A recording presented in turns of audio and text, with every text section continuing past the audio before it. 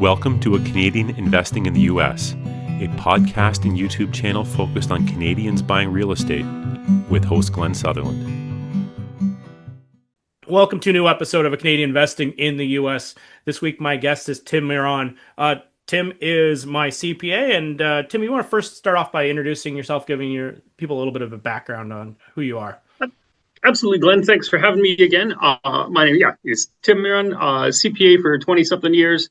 I run an accounting firm called Pursuit CPA. We've had an office in Burlington for about 5 years. I've been doing this for 20 years. I'm not new. And have recently taken over the LEAP ACT office that's in Fonthill. So we now have two offices, Burlington and Fonthill, and one of our specialties is cross-border tax stuff. Yeah, so like we're airing the start of the year. I think there's a lot of people, like, this is the time where you're starting to, prep for tax season. For you, it's about to be the busy time of the year. And what I wanted to take this conversation was from the investors, the people, the entrepreneurs, the self-employed. Just what kind of things can they prep for you? Is there ways to make this flow a little smoother? Yeah, I got a handful of thoughts and ideas to make sure that the things that aren't going to change now from where we are in January until when you actually have to file your tax returns probably don't need to be gathered and sent to your accountant in the second half of April, right? There's a whole lot of things you can do in advance. The first one I wanted to bring up, which is a little bit more important because if you don't have it or it's somehow expired, it takes a while to do, is if you don't already have an ITIN, an individual tax identification number in the US, it's hard to file your US tax returns without one. And they take, 6 to 8 weeks if the IRS is moving smoothly. So if you don't have one of those already and you're listening to this in early January, just pause right now and just go do that. Then come back and listen to the rest. Is that a service that you provide, is the getting the ITIN, or do you? Yep. Okay. Yeah, we can help with that if you need that, for sure. So that's one. Also, if you had one and you've been filing your tax returns for a bunch of years, no problem. But if somehow you had one and you haven't filed a U.S. tax return in 3 years, there's a chance your ITIN can expire. So worthwhile checking that, because nobody's going to send you a letter to tell you it expired. That'll be on you to figure out. Ooh, I did not even know that. That's cool.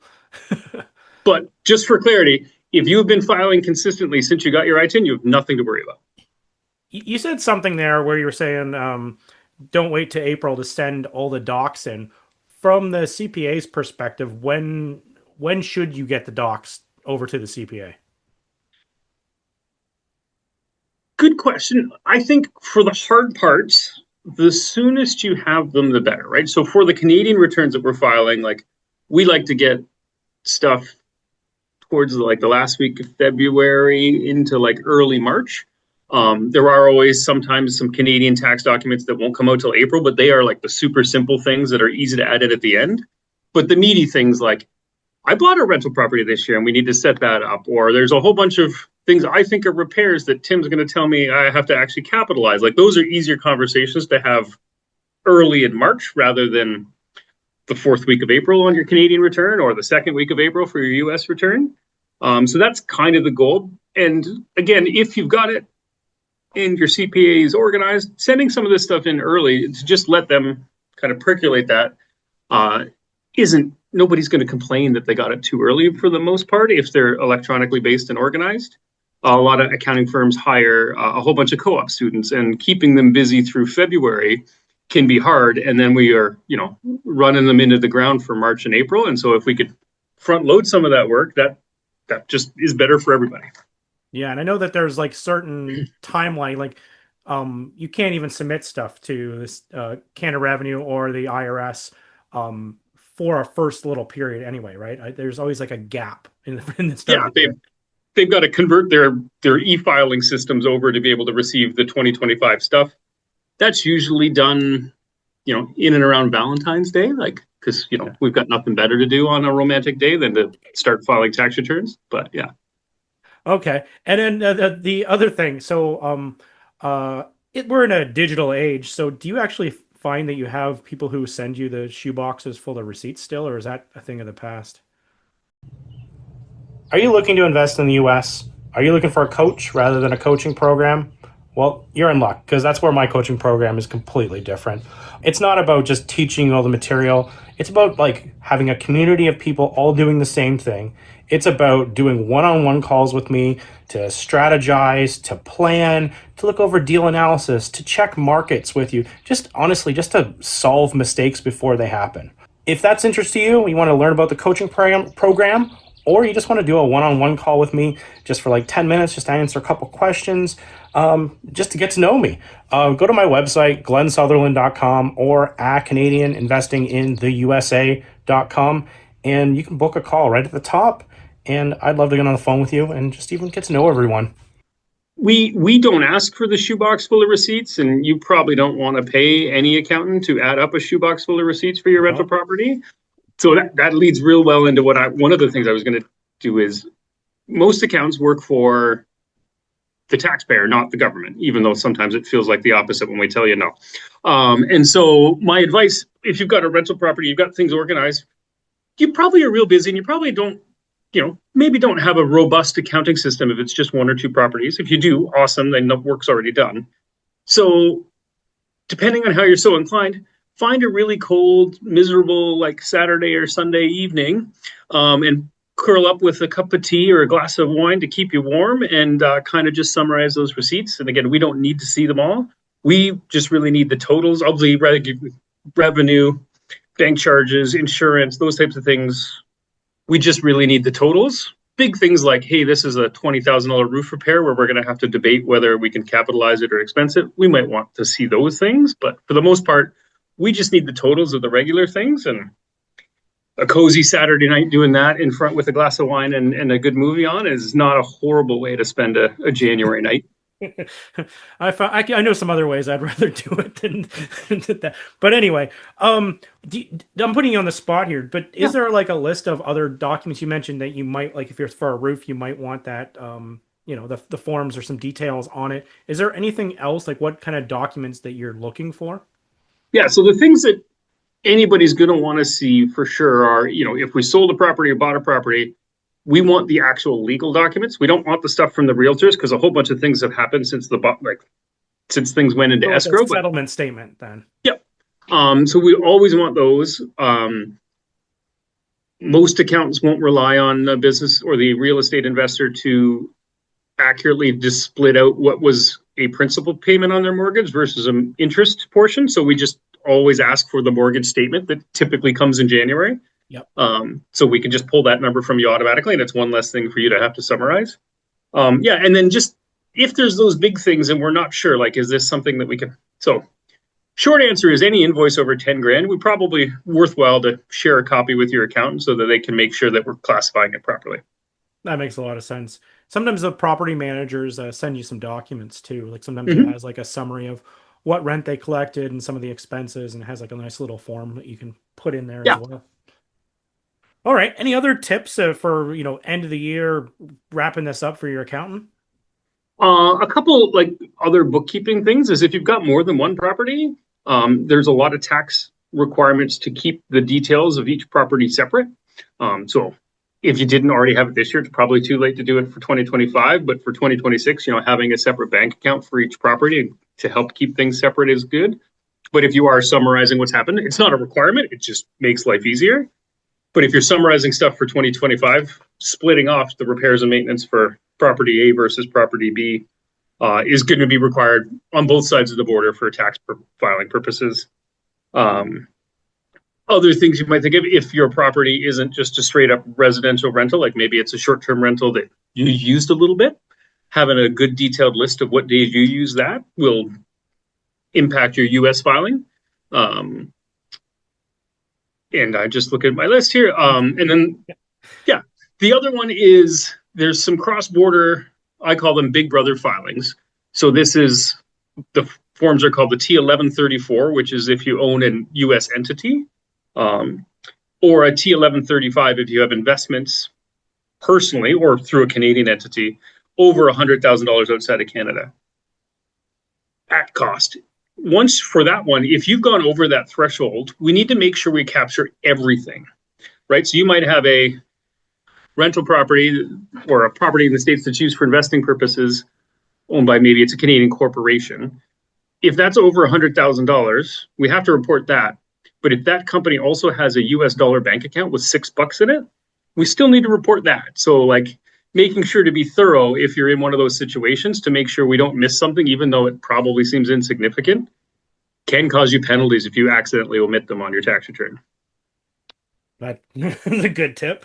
HST for for a lot of people who are real estate investors, they're not going to see that. But for myself, even just because I, want to set up multiple streams of income, sometimes there's HST charge. Do you just need a total amount that's been collected throughout the year? Have you been thinking about investing in the US, but wondering if these numbers actually pencil out? So I created a deal analyzer exactly for that reason. So if you're interested in it, completely free, go to CanadianInvestingInTheUSA.com/deal. Yeah, if the property you are renting is HST taxable, so that would be like short-term rentals or commercial rents in Canada. Yeah, we would need to know what you've collected, and then also if you are registered, you can also claim the HST you've paid on some of your expenses, like your accounting fees, to reduce the amount of HST you owe, because HST is a net tax. So if you collected $100 in HST on behalf of your customers, but you paid $20 in HST on your expenses, we only have to send the government the $80 difference. Okay. And then I think it's going to be, like, for my own situation, it's going to be important to know if I got that HST money given to me or if there's someone holding it in lieu for me. Yeah, and that's a relatively new rule, Canadian rule, right, on short-term rentals, where if you are not registered for HST, the VRBO and the Airbnbs and all the other platforms have to collect HST on everything. And if you are registered, they'll give it to you. So you'll get your $100 plus $13 in HST. If you're not registered, you'll get the $100 and they'll send the $13 to the CRA on your behalf. Even if they're doing that, the threshold to have to register for HST on short-term rentals is $30,000 in a year.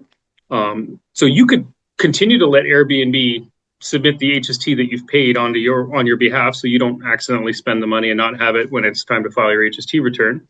If you want, that's not my preferred way, but if that is convenient for you, it's totally allowable, but you'd still have to register. But if you're over that threshold, or if you have a short-term rental, even if you're not over that threshold, it's worthwhile to consider whether or not you should register for HST, because $30,000 forces you to register, but you can always choose to register earlier than that, even if you're never going to cross that threshold. And since your customers are paying HST no matter what, registering for HST allows you to claim the HST on your rental property expenses for those short-term rentals. So it's almost a no-brainer of your customers aren't going to pay anymore, and you're going to reduce what you're actually out of pocket by whatever HST is paid on your repairs and maintenance, accounting fees, property managers, those types of things. And you said 30,000 a couple times. That's $30,000 of, like, say, rent collected? Short-term rental or commercial rent collected, yes. Okay. Just for a quick distinction, if you are renting to someone for more than 30 days in a row, that is considered residential rent, and it's not included in that calculation. So it's either a business renting it or someone renting for less than 30 days, which is considered short-term rental. And then I wonder if, like, apps like Airbnb or VRBO, or, I can go into a whole list of them, but if do they understand that distinction of the 30 days, or do they just collect it no matter what? You know what? A question for them. Yeah, it's a great question for them. It is, it's a new enough rule that I don't know that I've come across having to look into that yet, because most of the clients we have who are doing the short-term rental for Airbnb are almost all short-term rental. What you did promise me, now, of course, nobody who's listening to your podcast is not accurately filing their tax information, but one of the other things to know is that there is information sharing requirements. So Airbnb and all the other platforms, if the CRA knows about them, they are forcing those platforms to submit customer information to the CRA. So if Glen was doing short-term rental through Airbnb, the CRA knows exactly how much money Airbnb paid you. So hopefully that matches up to your tax return. Now, of course, we will make sure it does on yours, but for anyone else who's listening, you need to know that that's a thing. Yeah. No, it's interesting, and it's even like some of those traveling nurse websites I've used where it's typically like 30-day rentals. It's I have to even go in and check my account to see if it which way that the if HST's been accounted for or not, and plan accordingly. But Right. okay, sorry. Anyway, we got on a sort of side tangent. Was there anything else on your list of things to prep for tax season? I know we're pretty much at the end of them. The last one is keeping in mind that some of the tax treatment in Canada and the US, depending on how you own a cross-border property, is a little bit different in terms of like how depreciation works and things like that. So it's almost like we need to keep a list with two columns of any like major repairs we do to a property of, what was the year I did this? What was the year I did the deck or the kitchen? What was the US dollar amount and what was the Canadian equivalent 3 years ago? Because we can't convert it at today's exchange rate. It needs to be 3 years ago's exchange rate. So it's not a whole lot of work, but if you do it as you go, it's easier than having to go back and recreate a list of what did we do for Canadian versus US purposes on those major things that we might be able to depreciate. Yeah, I know Chris had asked me that question a couple of years ago on a problem. But if you get stuck, this maybe isn't the right answer. But what I did was I went back to Google and what was the exchange rate on this date? Yep. And at least I got a pretty close. I think with a lot of this stuff, if you're trying your best based on what you have, you're going to be in a good spot. It's when you're trying to be sneaky that you're going to be in a bad spot. Absolutely. Yeah, for sure. Okay. Well, Tim, before I let you go, if people wanted to like learn about your company or use your services for their tax returns, how do they find you? Yeah, our website is www.pursuitcpa.ca. There's some integrations coming with the old Leap website, so it'll look different over the next couple of weeks. Or you can also just email me at tim@pursuitcpa.ca. Awesome. So much information. Thank you for coming on the show again. I think everyone who's listened to this is going to have some value or writing some notes down and some stuff to prep properly for tax season. So honestly, I really appreciate you coming on the show. It's my pleasure. It was a lot of fun. That was a nice video. Bye.